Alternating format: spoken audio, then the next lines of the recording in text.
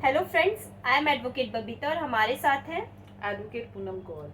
So friend, आज का जो टॉपिक है वो उन लड़कों के लिए है जिन लड़कों को उनकी जो भी गर्लफ्रेंड रही है और उनके साथ उन्होंने फिजिकल रिलेशन बनाया था, फेक प्रॉमिस करके, फॉल्स प्रॉमिस करके कि हम तुमसे शादी करेंगे, और उसके बाद उनके साथ फिजिकल रिलेशनशिप में आ गए हैं। और उन लड़कियों ने, जब आपने वो प्रॉमिस को ब्रेक किया, आपने वो प्रॉमिस पूरा नहीं किया, तो उन लड़कियों ने आपके खिलाफ कंप्लेंट लिखवाई, और कंप्लेंट लिखवाने के बाद आपके ऊपर एफआईआर करवा दी और 376 मतलब कि रेप का केस डलवाया। तो आप मतलब लड़के, अगर आपने फेक मतलब प्रॉमिस किया ही नहीं शादी का, तब भी लड़की अगर आपको फंसा देती है, तो हम इसमें कैसे बचेंगे, मतलब लड़का कैसे बचेगा, आज हम ये जानेंगे इस वीडियो में मैम से। तो मैम, वो लड़का कैसे बचे अगर उसके ऊपर झूठा 376 का मुकदमा करवा दिया है लड़की ने?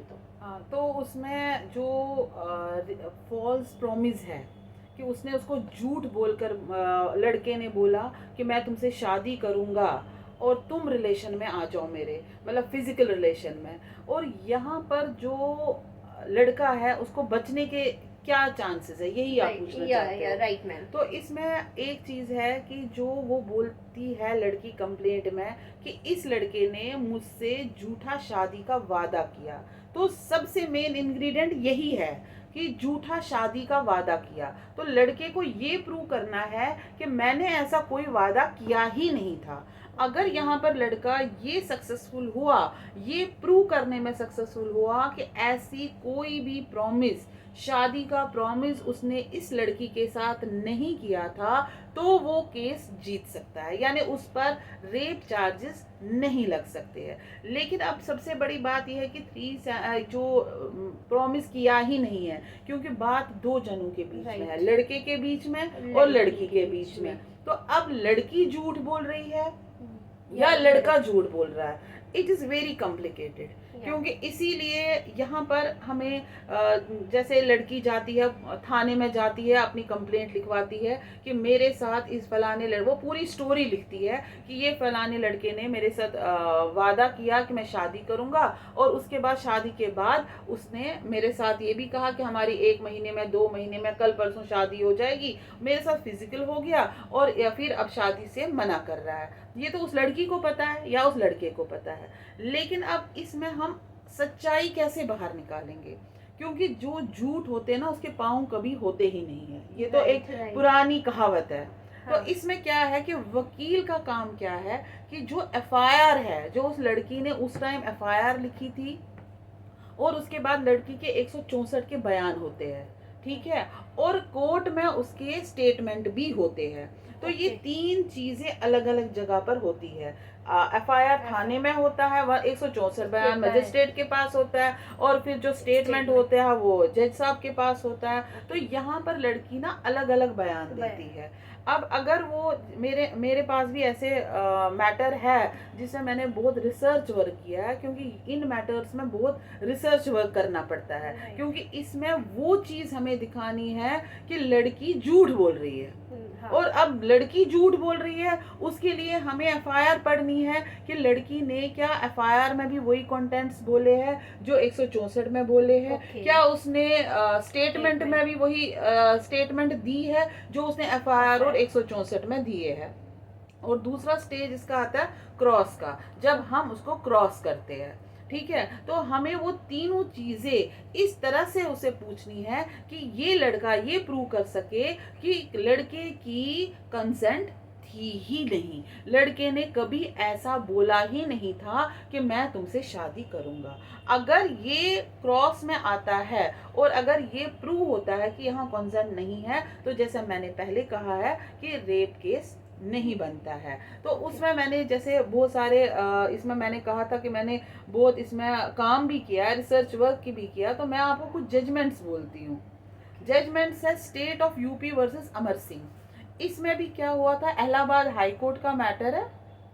held that mere sexual relation without promise of marriage cannot be considered rape। हम उसको रेप नहीं कह सकते हो अगर सिर्फ विदाउट प्रॉमिस ऑफ मैरिज नहीं हो तो हम उसको रेप कंसिडर नहीं कर सकते हैं। तो first thing you have to prove कि the boy has to prove कि there is no promise of marriage. ये मेन इंग्रेडिएंट मेन ये है कि हमें ये प्रूव करना है कि प्रॉमिस था ही नहीं, मतलब हाँ, लड़के ने promise प्रॉमिस था ही किया नहीं। ही नहीं है। प्रॉमिस किया ही नहीं और ये लड़की आपको बताएगी नहीं, ये लड़की आपको डायरेक्ट नहीं बताएगी कि मैंने इस लड़के ने मुझसे प्रॉमिस नहीं किया था। वो बार बार यही बोलेगी कि प्रॉमिस किया था, लेकिन सरकमस्टांसेस, क्या सरकमस्टांसेस थे जब उसने प्रॉमिस किया, कब उसने प्रॉमिस किया। अब FIR में उसने कहाँ पर लिखा है कि लड़के ने प्रॉमिस किया कि मैं तुमसे शादी करूंगा, 164 में कब लिखा है, टाइम क्या, वो सरकमस्टांसेस क्या थे। तो ये वाली चीजें हमें क्रॉस में लानी है कि ये पता चले कोर्ट के सामने ये आए कि प्रॉमिस था ही नहीं।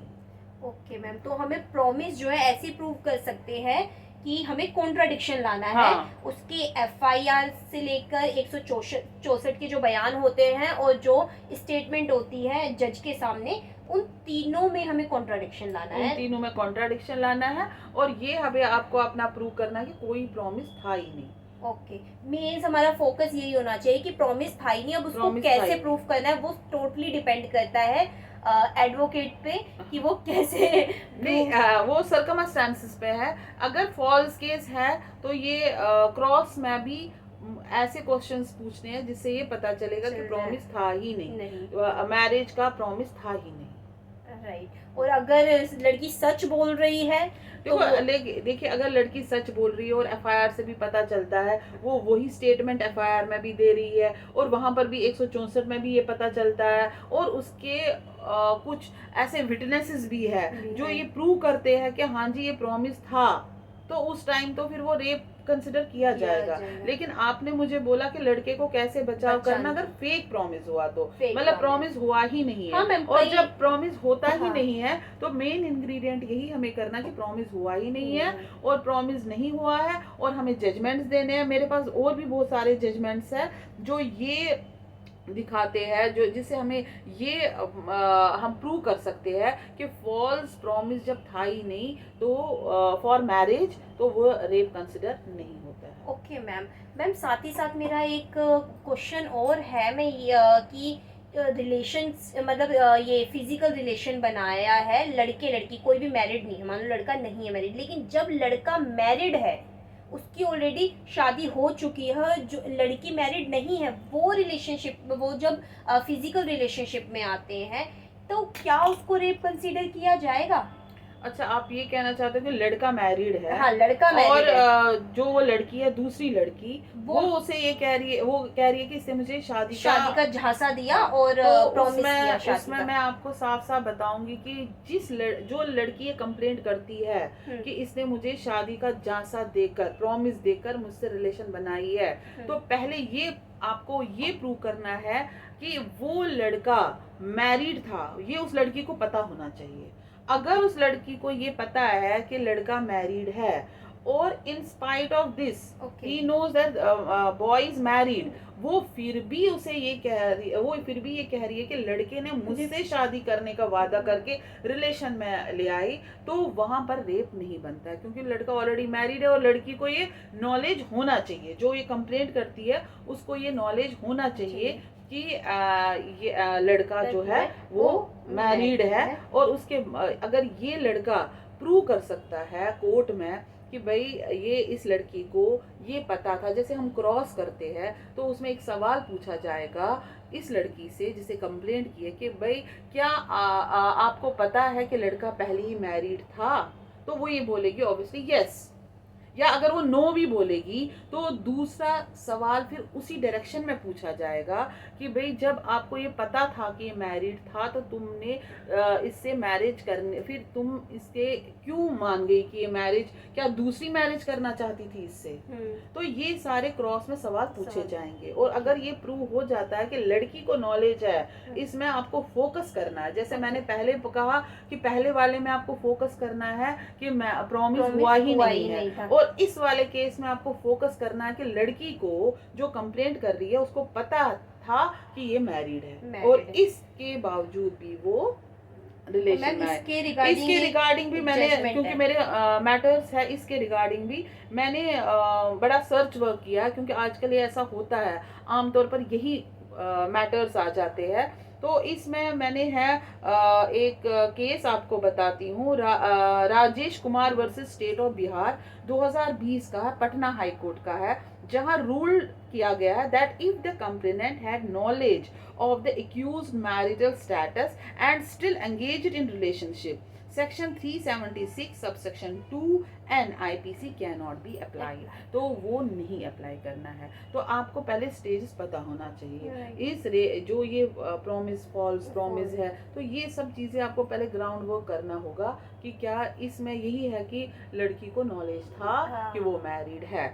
अब एक मेरा और एक मैटर है, इसके रिलेटेड मैं आपको बताऊंगी कि कंप्लेनेंट ने ये कंप्लेंट की कि इस लड़के ने मुझसे फॉल्स प्रॉमिस किया कि मैं तुमसे शादी करूंगा, लेकिन उसके नॉलेज में ये भी था कि वो ऑलरेडी उसकी एंगेजमेंट हो चुकी है और उसकी शादी हो रही है, और इसके बावजूद भी वो इस कंप्लेंट को कर रही है। तो यहाँ पर भी कोर्ट ने यही कहा कि अगर आपके पास नॉलेज था तो आप झूठ बोल रहे हो कि इसने आपको प्रॉमिस किया, क्योंकि वो ऑलरेडी शादी कर रहा था, मतलब पूरा वो शादी एंगेजमेंट भी हो चुकी थी और शादी की डेट भी फिक्स हो चुकी थी, और वो इस लड़की को नॉलेज भी था उस चीज का। तो यहाँ पर ये सारी चीजें जो है क्रॉस में पूछना इम्पोर्टेंट है।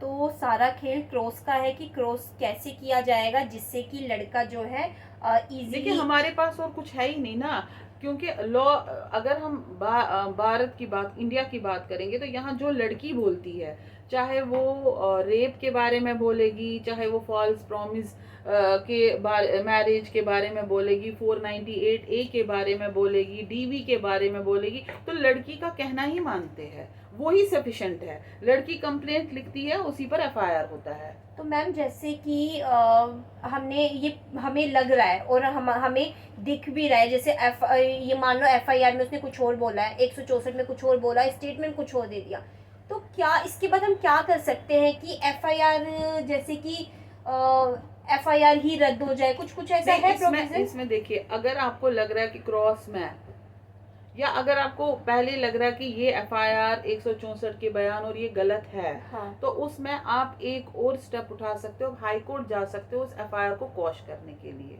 और FIR को क्वॉश करने के लिए आपको हाई कोर्ट ही जाना है। और ये सारे मुद्दे जो है, जो मैंने आपसे ये कहा है, आपके पास अगर इनका सारा एविडेंस है तो वहां पर आप दिखाकर इसको क्वॉशिंग भी कर सकते हो ये। और आपके पास अगर है कि भाई इसमें जो मैंने आपसे कहा कि फॉल्स प्रॉमिस है, ये फॉल्स प्रॉमिस नहीं था, यानी प्रॉमिस ही नहीं था, या वो मैरिड था, उसको नॉलेज था, तो ऐसी चीजों में आप वैसे भी निचली कोर्ट में क्रॉस के बाद बरी हो ही सकते हो, एक्वेटल हो सकते हो। और चार्जशीट पर भी, जब चार्जशीट फाइल होती है तब भी आप उस पर चार्ज पर बहस कर सकते हो, और चार्ज पर भी आपने वो, क्योंकि एक ही सेक्शन नहीं लगता, सेक्शन बहुत सारे लगते हैं, तो चार्जशीट पर भी आप एक्वेटल हो सकते हो, और चार्जशीट के टाइम भी आपके बहुत सारे सेक्शंस है जो खत्म हो सकते हैं। सो आज का ये वीडियो आपको अच्छा लगा होगा, मैं आशा करती हूँ, क्योंकि हमने एक ऐसा टॉपिक लिया है जो आजकल मोस्टली यही हो रहा है, और बहुत सारे हमारे पास केसेस भी आ रहे हैं इसके रिगार्डिंग। तो हमने सोचा क्यों ना उन लड़कों के फेवर में जो विक्टिम बन रहे हैं, ऐसी लड़कियों के जो फॉल्स गलत तरीके से उनको फंसा देती हैं, तो उनके लिए क्यों ना एक वीडियो लेके आया जाए जिससे वो भी बच सके। तो हमने उन्हीं लड़कों के लिए वीडियो बनाया, उन्हीं बॉयज़ के लिए बनाया है। सो इसमें मैं आपको एक बात भी बताना चाहती हूँ, आपकी बात काट रही हूँ यहाँ पर। मैं ये बताना चाहती हूँ कि जब लड़के पर फ्रस्ट्रेशन आ जाती है, तो लड़की और उसको ऐसा लगता है कि मुझे पनिशमेंट होने वाली है या कुछ, तो वो एक गलत स्टेप उठाता है, वो उस लड़की से शादी भी करता है। तो ऐसा ना करे। अगर आपको पता है कि आप बेगुनाह हो, आपने कोई ऐसा गलत काम किया ही नहीं है, तो उस टाइम आप दूसरा गलत कदम ना उठाए।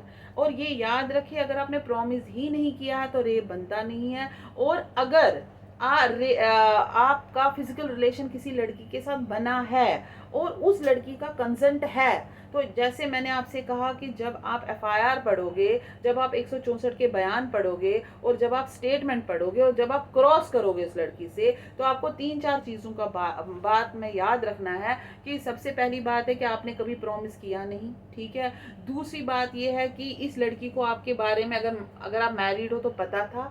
और चौथी बात है कि अगर आप में फिजिकल रिलेशन हुआ है तो वो लड़की की मर्जी से हुआ था। देखिए यहाँ इंपॉर्टेंट है लड़की का कंसेंट।